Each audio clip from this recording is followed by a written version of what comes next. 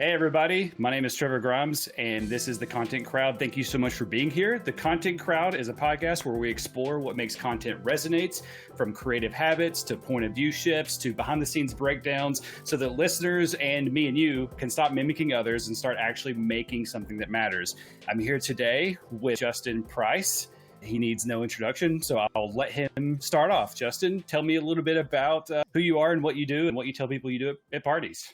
What's up, Trevor? Thanks for having me, man. First of all, we've gotten to work together for a while. This is super fun to just do a casual format like this. No, thank you. You're the busy one. You got the book and all kinds of things going on, and you've got a baby on the way. We've got a lot going on, but I like to think it's productive, not busy. It's intentional. For the most part, I am the principal at an agency called Verse Creative. We serve world-changing, faith-based organizations, nonprofit and for-profit, that are really making a difference in the world. And one of the things that we do, for the most part, is help them grow. I think there's strategies we can do with brand. There's strategies we can do with marketing. Sometimes there's internal communications opportunities, a little bit of consulting there. Recently, we've been doing a lot of integration for AI to help them grow, to be more efficient, to be more effective. But it is a really fun consulting agency that helps people grow. For the most part, people talk about our agency like bringing in like the special forces. You've got an infantry that's like holding the line and fighting the good fight every day. And with that comes some wounds, some challenges, some fatigue sometimes. And you get those special forces to come in and move that line forward so that your whole infantry can backfill that. Whereas I think there's a lot of marketing agencies where they want you to be reliant on them to be your infantry and slowly move that line forward. We just love the sustainable model of helping you advance and do the most valuable work we can for you. If you're outsourcing it, it should be doing the very most for you, not the minimum.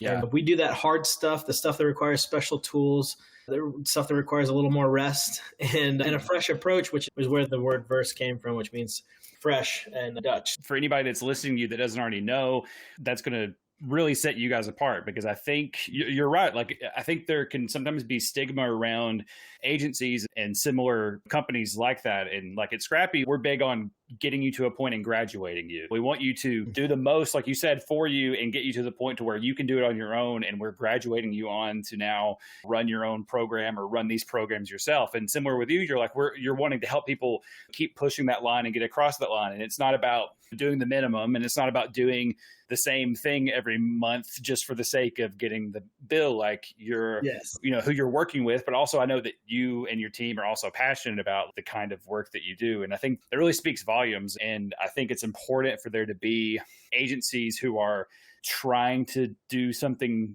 different, which is doing the most and helping clients learn and grow, versus, which seems like that should be the norm. But for a lot of places, it's become the norm to just do the minimum just to get like that paycheck every month and get as many retainer clients as you can and just send them through the same plays every month.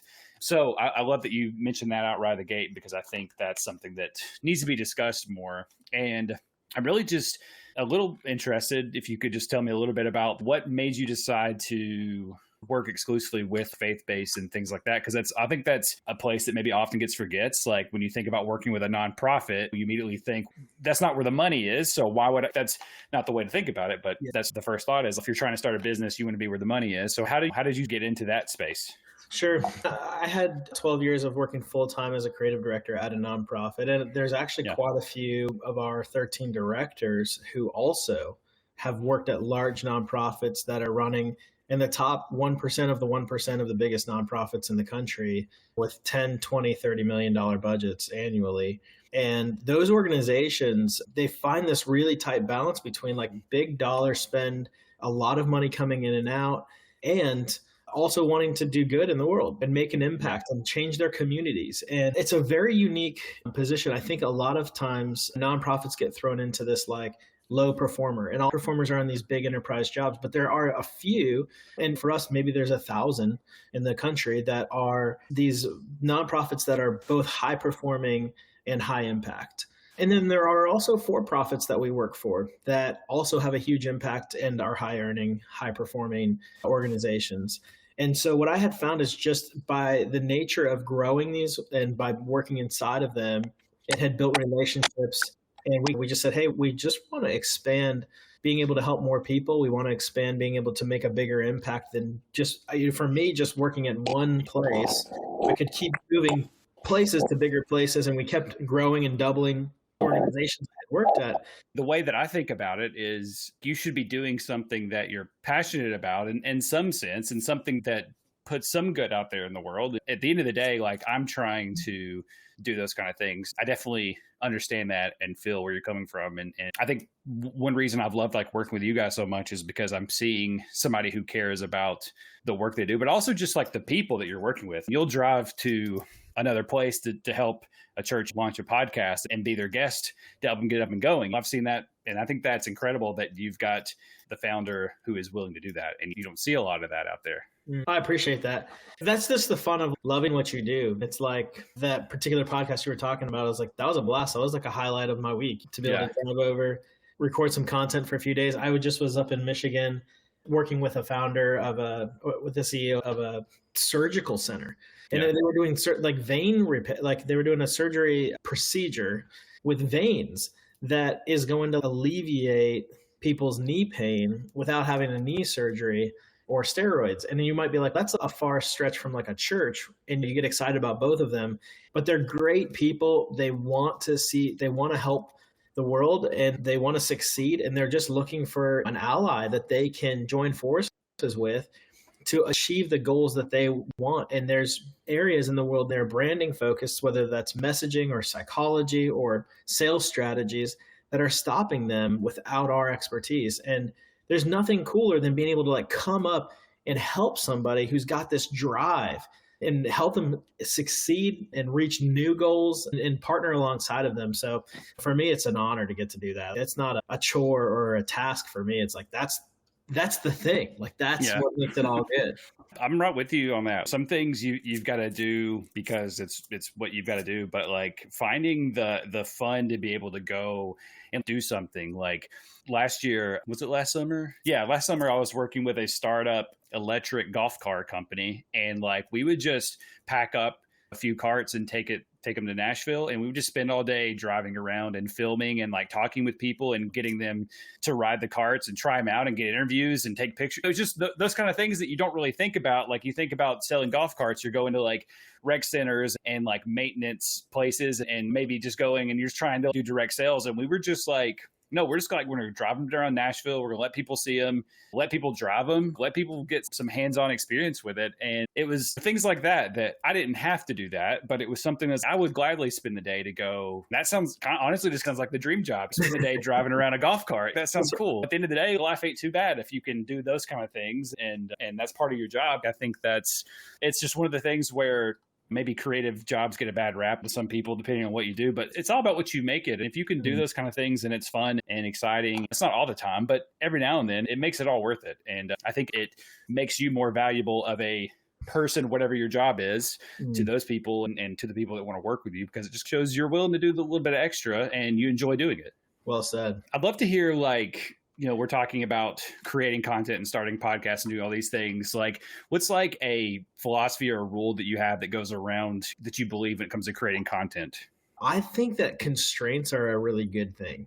I think that putting up guardrails and clarity for a creative is like the biggest gift you can give them, honestly.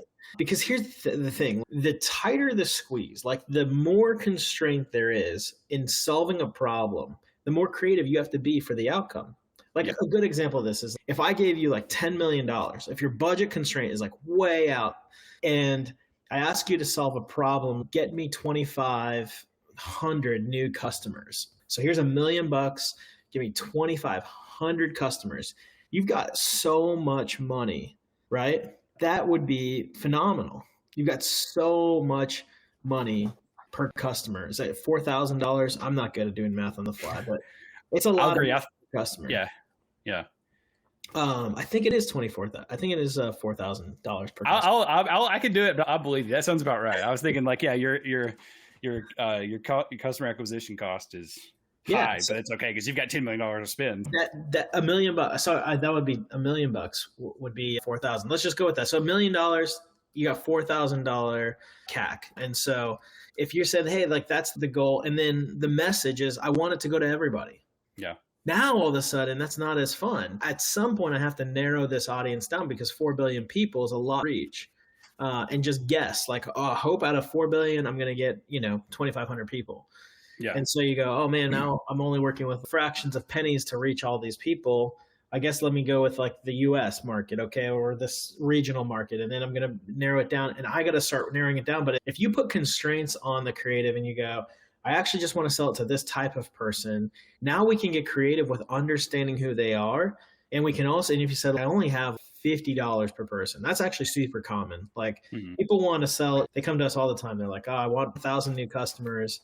And the sale is a $50,000 sale, but I'm only willing to really invest about $100 per customer. It's super tough. It's really tough. If we could do that, everybody would just be blowing up.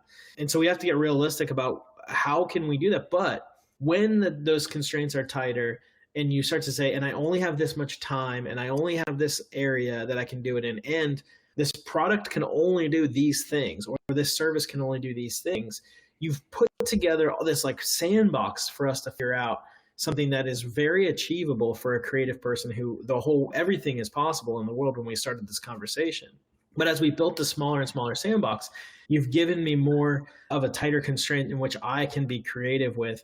And oftentimes I think people just go, I'm not going to be creative. The tighter the constraint, the less creative I'll be. But the truth is, if you are willing to push past the constraint, the idea that the constraint will hold you back, and actually think that the constraint might unlock something new that hasn't been done before, or it might unlock something new that company hasn't done before, or it might unlock something new that you and that company haven't experienced before. And exploring that could be the most exciting breakthrough for this campaign or for this initiative. All of a sudden, like those constraints get really fun. So that's the philosophy. We could talk about just talk about constraints for the rest of this and talk about the squeeze, because we're all feeling it, like we're feeling these tight constraints and the need for ROI every day. Yeah, definitely. That might be I guess it's probably in some trains of thought that is a controversial rule, but I'm completely agree with you on that. One, I love the constraints because I am a person who, if left to my own devices of everything, will spend forever trying to make every single piece look a certain way or do something way. It's like creating a website. If I tried to create my own website from scratch, like it would never get done because I would like this design and then I would like this one and I'll try to make this happen. I'll try to make this work. But if I go in and just pick a template and just make myself work within that, I can actually get it done. And it's one of the reasons why I think I've always gravitated towards and really enjoyed like account-based marketing, because that's how I understand things. Is like, we're going to know who the specific target is, and we've got a small number of people. We know exactly the one problem they're having, and we have the one solution for that. And that, like you said, that squeeze is what helps me at least understand this is how I can make something that works really good for this person or this sector of people. And I think it's why the show, like I had a hard time with it at first, like thinking of what am I possibly going to talk about? Because there's 20,000 plus, business podcasts out there. And then like, do I just talk about content? And then I was like, if I just think about just content, I can definitely come up with a few questions, and then I can start figuring out the people and where it makes sense. And like, I'm not just going to interview content creators. I also have been interviewing project managers because I like to hear about how do you build that squeeze and build that scope and keep people in line, and how do you keep creative people in line and all these things. And so that's sort of how I came to this. Like there's with the parameters left wide open for me to make a show about something, like I might be talking about how to become a dungeon master, and which I don't know anything about, but I thought maybe I'll learn how to do it and talk about it. Instead, I'll come on here. I have a point of view that I can kind of like, angle everything. And I'm just going to ask people through that point of view, through that very narrow lens, and let them talk about it and let everybody else sort of lead the way, which I would love to use. You mentioned, I think the very first thing you said was talking about the creative squeeze, which is the name of your book, right? It is the name of the book. Yeah. Do you want to talk a little bit about that? And is that philosophy, does it weave in and out of the book? You know what? That's a good question. We talk about that philosophy in a few of the chapters. The book is really written for people who oversee creatives, because one of the things that I realized is that we're like trying to get the most out of our teams. And I was trained by a lot of traditional old school guys over the last 20 something years. I've reported to a lot of people. I've also worked as a creative underneath other people. And they're like good people. They're good leaders. They have good hearts, and they wanted the best for me. I really do believe that. But there was never like any kind of like playbook on how do you lead this person who is a highly emotionally connected person to their work, meaning a leadership principle for leading a group of accountants. Like if they have a bad day, it does not affect whether or not the math that they do is still following the rules of math. And so if they're putting in numbers, if they're doing data entry or they're doing analysis, maybe their analysis is not as good if they're foggy. But if they're having a bad day, like the math still maths. But as a content creator, if you're having a bad day and you're supposed to be connecting with a group of human beings and you're not wanting to exploit whatever the thing is that's happening in the moment because you haven't even fully processed it, you'll hit a wall. You'll hit a block and your content will suck. The output of a creative is way more connected to the emotional health of that creative than in many other jobs that we are trained to lead. So a lot of leadership books, while many principles apply and they translate super well to a more emotionally developed creative type of person, there are a few of those rules that absolutely fail when they're pressure tested for leading creatives and getting the most out of them. And so feeling, I think, that with inflation, with budgetary constraints, with just the need to be able to do more with AI integration, with seeing everybody's workforces being slimmed down right now, the book to me was a call to those people who are still leading creatives and going, I've been trying all these traditional good leadership things and I want what's best for this team, but it's not working.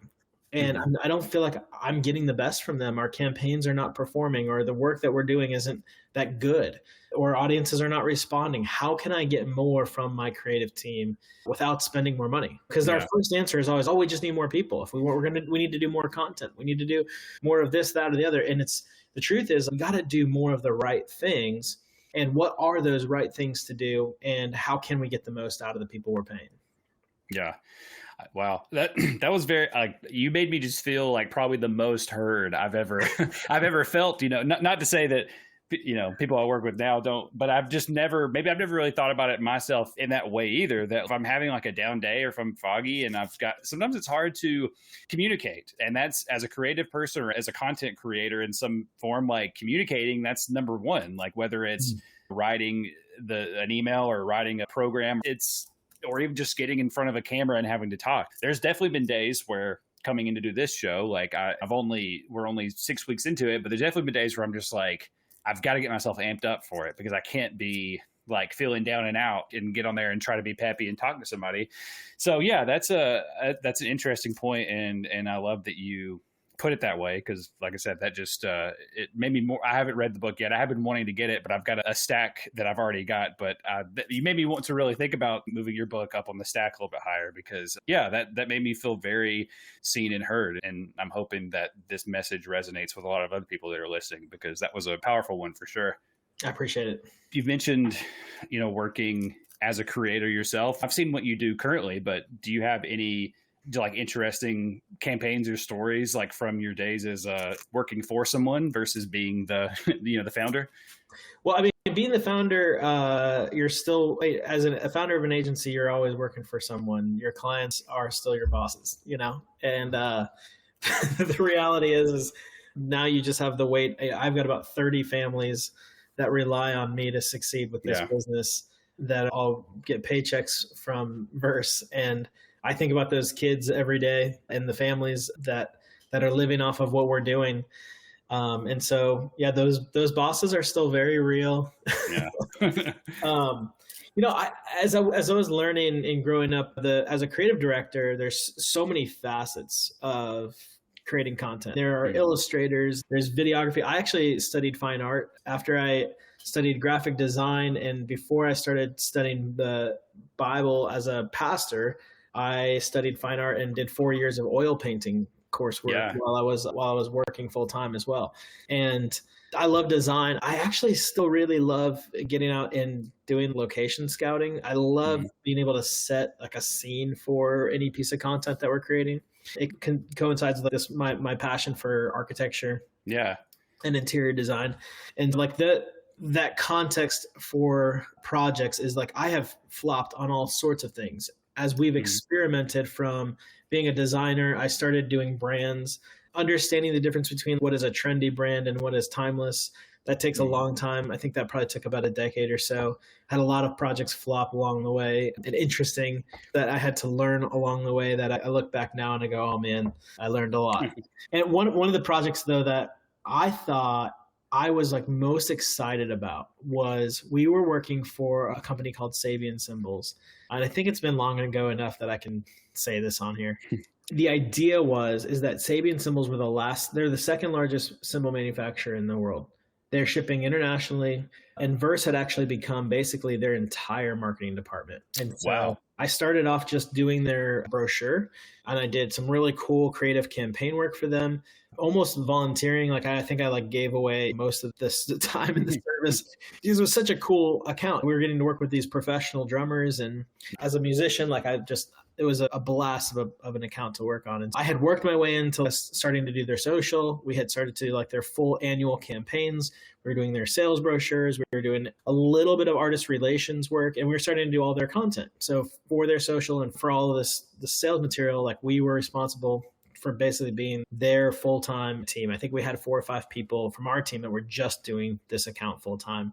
And I would get to come in and direct these, do the creative direction. I would get to direct the core pieces of content, the main commercials that were going to be run for whatever campaign it was we were working on. And we were like the last company that hadn't automated all of the manufacturing. And so Sabian was like, they were still training these dudes up in Canada, up in New Brunswick, in a little town that nobody knew. Like there was basically like a gas station in this little town. And there was like 15 guys that knew how to hand hammer symbols the same way that they did 200 years ago in Turkey. And this tradition takes 5 to 10 years to learn to even become like a master symbol hammer. And I was just so close to the product. I was so close to these people after working there for a few years and working with them as a client for a few years, and so in love with the behind the scenes and the product development of all of this that I pitched a creative campaign, which was let's no longer feature any artists. Hmm. This was genius. So, some of the artists were like Neil Peart from Rush, and Yeah.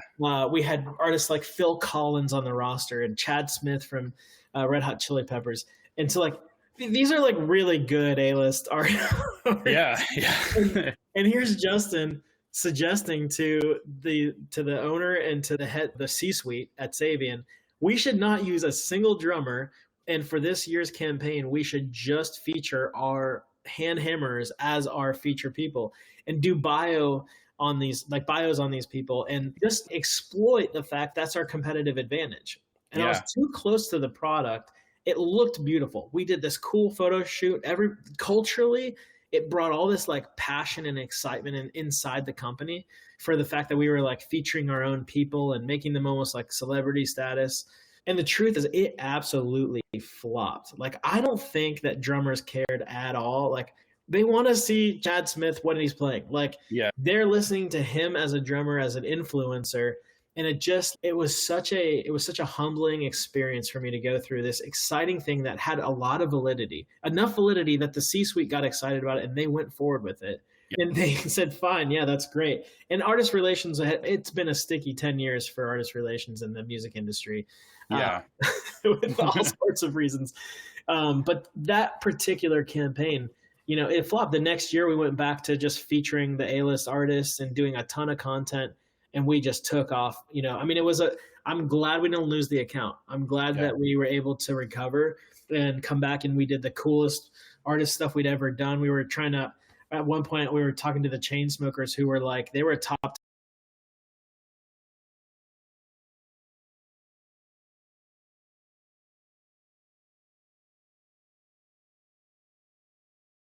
That's totally worth us trying to figure out how to make happen. Yeah. That's awesome. The insurance didn't let that happen, but we went and flipped. We went all in, and it worked really, really well on the backside of that. But for that year, it was most of this content kind of sucked, even though it was a fresh idea and it was a really cool, unique approach to our competitive advantage. But at the end of the day, like, it didn't influence drummers the way we wanted to for sales. So, and what year was this?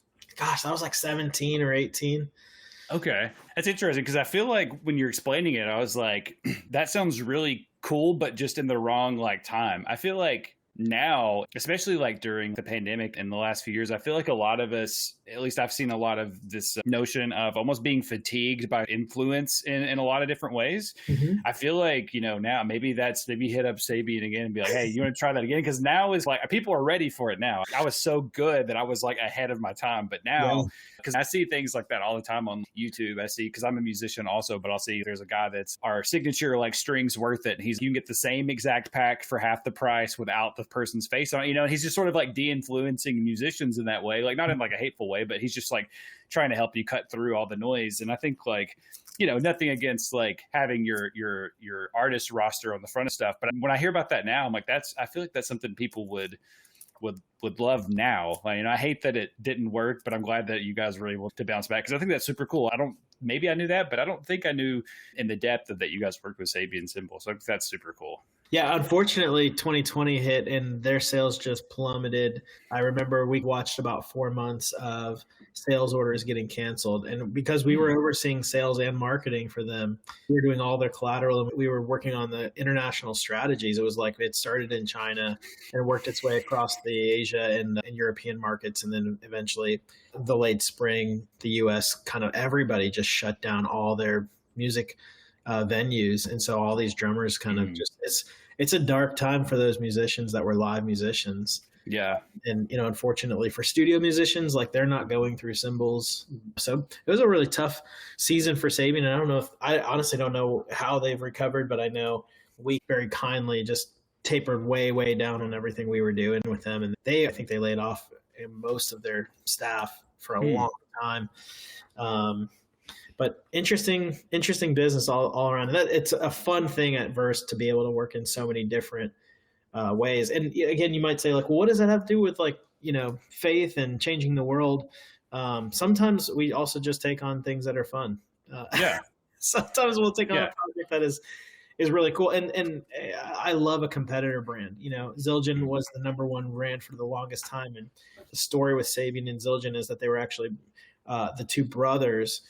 One brother got pissed off at the other brother. So like the CEO of Sabian, his last name is Zildjian, and I did not know that. That is interesting. Family, like they've really still dominate the entire cymbal market. But the one brother was like, hey, we can make these by hand. We can do this better, and we don't need to commercialize everything the way that you're doing this and lose our soul.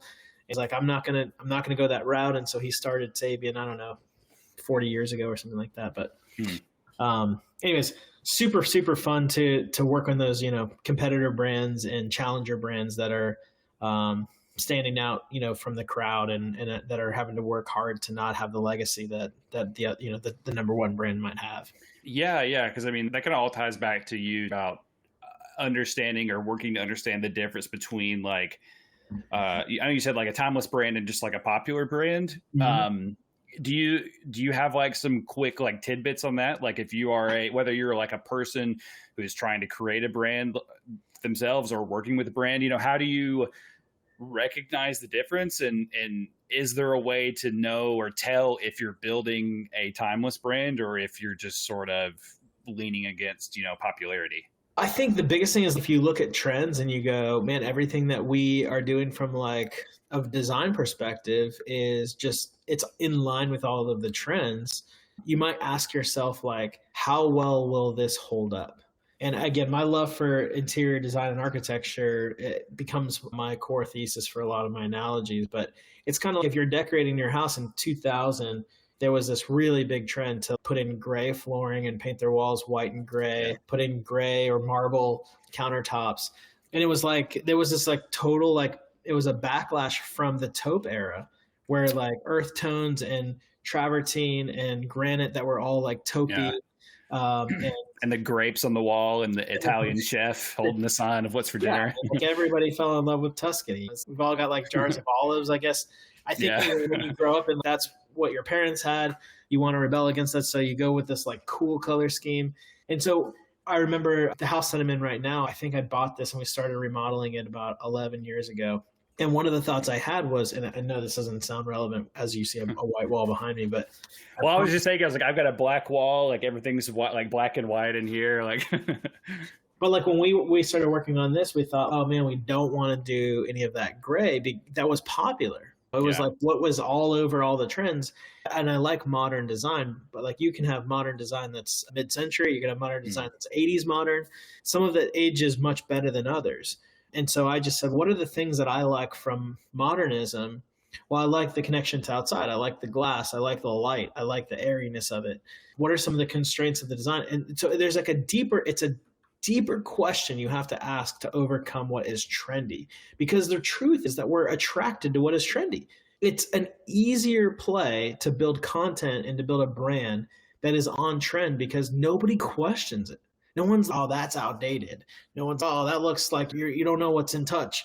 But sometimes you just end up doing the trend and you fall into the crowd, into the thing that's not really the best for your content or for your brand, or in my analogy case, like the house, it's not necessarily the best thing. And so you end up with this cold, sterile house. And while it might work in some places and many homes, it doesn't work. And we've already started to see people get rid of all of their gray and move to black and white and move back to warm. And I think there's more green and taupe, and browns that are in trend. I think I just saw like the trend for this year interior wise was like a lot of green. The Milan Design Week was like all forest green.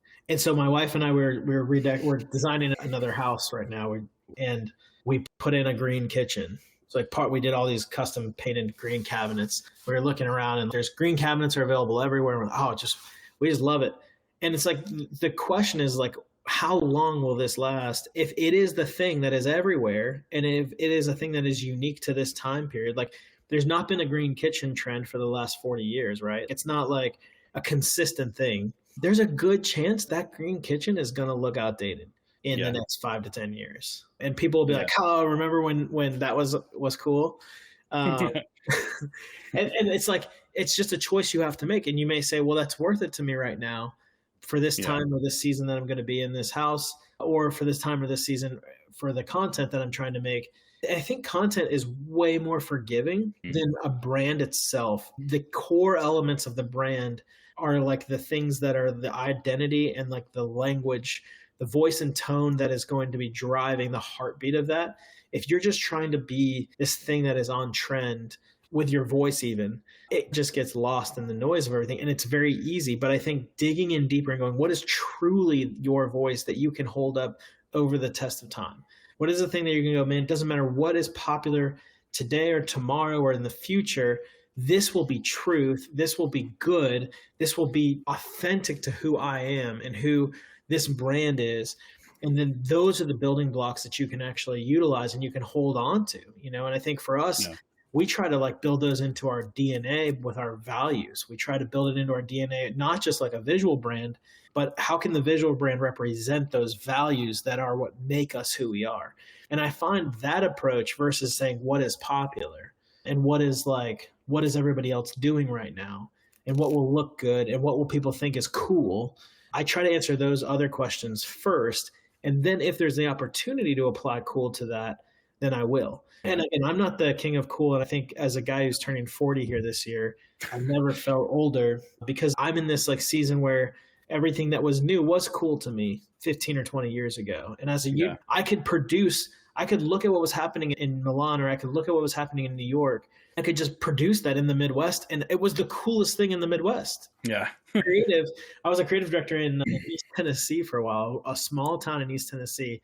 And it was so easy to make things that were fresh and cool there because all I had to do was be the first one to bring it in. But that's not really being a creative. That's being more of a copier. That's being more of just a trend follower. And it doesn't necessarily build lasting good things. For me, there's no greater compliment than when something still holds up. When I look back at a brand I worked on 20 years ago and they still haven't changed it because it holds up. And some things just age better than others. You can't always get it right, but it is worth trying, I think, because the value of a brand and the value of even an identity that holds the test of time oftentimes gets completely thrown away for chasing a trend. It's all we just want it to look new and cool. It's like, but You know how many people have seen that? You know how much like brand recognition is in that particular piece of identity or that color that you guys have owned for the last 25 years? And it's a, man, when you go from brand to content, they're two vastly different conversations. Just thinking about that in a like visual way, like you're talking about, like, you know, it's oversimplifying it, but you can be like, you know, when you're thinking about content, think about Porsche. Like their cars have looked like a Porsche as long as it's been around. They've got some other models, but the main models look the same as they did 80 years ago, however long ago, because that's what works. And it'd be like if John Deere started making their tractors orange, you know, it's like, why would you, like you said, you own that color, that's what people think about. And there's ways to adapt, but also if you're going to switch and make something a different color, and again, I'm oversimplifying, but same with content. If you're going to switch and start talking about things in a different direction, or you're going to completely change what your brand does or change the name. I mean, even just changing the name of your brand is hard. And you think about like TV, like HBO Max, I don't know what they've been doing. They've been all over the place. And they took away HBO completely, and it was just Max. And it was like, there are people who are watching it now that have grown up the last 20 years watching HBO shows or documentaries or whatever. And you took HBO away. It's weird that you would just take away the home box office. That's what it was, you know? So I think there's, you can look at those examples. Like you gave some really great examples. Think about it when it comes to whether it's like a personal brand or you're working with another brand. You know, how do I own the color of my content or my creation, whatever that is? How do you stake a claim at that? This kind of ties back to some of the other conversations I've had, which has just been around having a spiky point of view, like you have a point of view that you should own, and that is what you're going about. And even if there's 20 other people that do the same job as you, each of you have your own point of view, and that's what connects people with you. And if you have a point of view that is your own, that's what I would think would be building that timeless or towards that timeless brand versus following trends, because following trends is not going to be your point of view. It's going to be borrowing from, like you said, borrowing from the middle, you know, wherever else over in Europe and bringing it to the Midwest. So you're just borrowing things. You're not bringing your own point of view. I think the way you explained it really set off some light bulbs, because that really gave me some ideas on connecting all this together. I know we're getting close to time, and I want to be respectful of you. The last question I want to ask is my ender question for everybody is, what's the one hill that you'll die on when it comes to creating content? All right. So with all the bad content, with all the bad things that I've done, when I ship something, we have a saying at Adverse. It's a mantra, which is like, if there's a question on like, is this ready to ship or not? Or does it need another edit? Does it need a little bit like more polish? There is like an endless amount of polish, right? That can happen to almost anything you make. I've never met a creator who didn't say that they were like, they could make it better than what they shipped, right? Yeah. And I always say that like excellence is doing the very best you can with what you have. It is not doing the best you can imagine. Oftentimes what we have is our skill set, and we know and we believe in that, but we also have a deadline. So for a client work, for an advertisement, for an event that's going to expire, if I take 3 more weeks and you miss out on that advertisement being out in the market, it's not good. For content, we just always have this like question of, is it ready to go? Is it not good enough? And at Verse, there's a temptation to just check it off and send it at any agency, because it costs the client less, it costs you less, it's the faster you can get it done or whatever. It seems like it would be a good thing to just get it done. And we would say that, hey, if it's in question, is this good enough?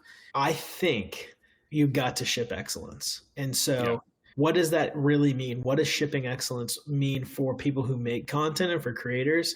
I think it means editing. I think it's ruthlessly editing. It's being willing to say, I got 500 pages, but I'm only going to ship 150 because that's the best 150 I have. And I think with attention being the number one commodity we have today, if we have too much to throw at people, they're just not going to receive it. If we can just throw our very best thing at them, it would be better than trying to get everything. And I think we oftentimes know all of the things we want to put out, and we go, when this library is done, then I will have arrived, or I will have made that happen, whatever piece of content it is, whatever production that we're making. It's like erasing that lie and saying that all of it is going to make it, and go, no, if we only had one thing, would this do the job?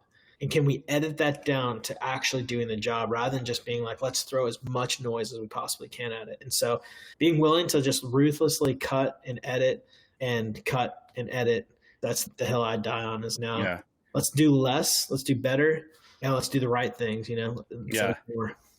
If you have the time to make it better, you should spend the time to make it better if you have the time. If it's in question too, like if you're not, we always know it can get better, but if you're like, is this good enough? Is this going to resonate enough? If you're starting to feel that question, our rule of thumb like what I would never want anyone at our team on our team to ever go, I went over 5% or 10% of my hours, but I know that needed to be done. Yeah. And I'm not going to ever question that because that's part of our culture is to go, if that's what it needed to do, like in the next time, I'm going to try to make sure that we don't have that issue where we're going over the budget because we're eating that cost. The client's not, but we'll have a next shot because we did a good job versus if we had shipped the thing that was under budget and it sucked. I talked about this with one of my other guests because when we grew up in school, I didn't know if you knew this or not, but I went to school for graphic design and that was that's what I got my degree in. But when I was in school, you had a deadline, but you had like weeks to do something and you spent 3 hours a day in class. You could spend the time putting out 100 versions of something and trying to get it there. And then you get thrown into the real world and you've got the chance, you can make 3 and then you're going to choose the best one and roll with it. You've got 2 days. I love it. Where you're putting it out there for your team to like, look, if you need the extra time to make it exponentially better, like it's worth doing that. And then we should learn how to mitigate that in the future. But I think if you've got the ability to work on something for whether you're trying to get a new client or you're just trying to create content for yourself, I think that's a solid piece of advice if it's in question and you can spend a little more time to make it a little bit better, like in the end, it's worth it. It's worth it versus just trying to hurry and put out content all day and press publish, whether it's not ready or not. I think that's a slow down and take a chance of making something better and making something good. Is an excellent bit of advice. Yeah. Ship excellence. One of the best things that ever happened out of Adverse was we created baby onesies that say ship excellence on the butt. That's awesome. For our clients, for our staff that have a kid. But yeah, it's one of my favorite things. We even had a staff member tattoo. It's like we've got a little ship with the verse on the flag on the sail. We even had a staff member tattoo it on his thigh. That's awesome. That's how you know you're working for a great place and you've created a good place to work if they're willing to get work tattoos. We're willing to pay for them too. So I think it might have just been a free tattoo. Oh yeah, that's awesome. Well, Justin, I've had a great time talking with you today. Greatly appreciate you taking the time to speak with me. And I know that you've got a lot of things going on. And so thank you for just giving me the time to talk and ask questions. And you gave a lot of really great advice and insights that I think people are really going to pull a lot away from this episode. Cool. Thanks so much for having me, dude. It's always been a pleasure. You are such a stud, like you're a phenomenal guy to work with. And I'm just grateful for the chance to share and talk. Hopefully this helps somebody, resonate with somebody in a way that'd be positive and encouraging for them. Oh yeah, I have no doubt it will. It definitely helped me. I know if it helps me, that it's definitely going to hit some other people. If it helps you, it was worth it, man. I'm happy to have given the hour.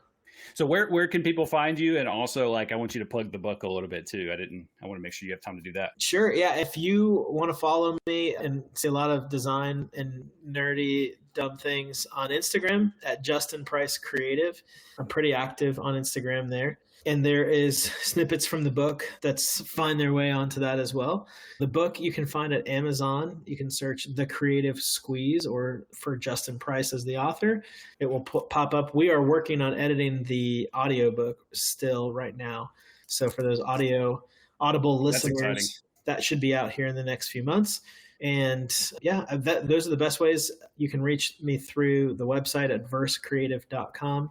Reach out to the team if there's something that you would like our team to help your organization with, or if you'd like to partner with us in any way. You can see our services and our processes there as well. There's quite a few resources for creatives on that site as well as some of our work. Sounds great. Thank you so much, Justin. It was an absolute pleasure. Thanks so much, Trevor.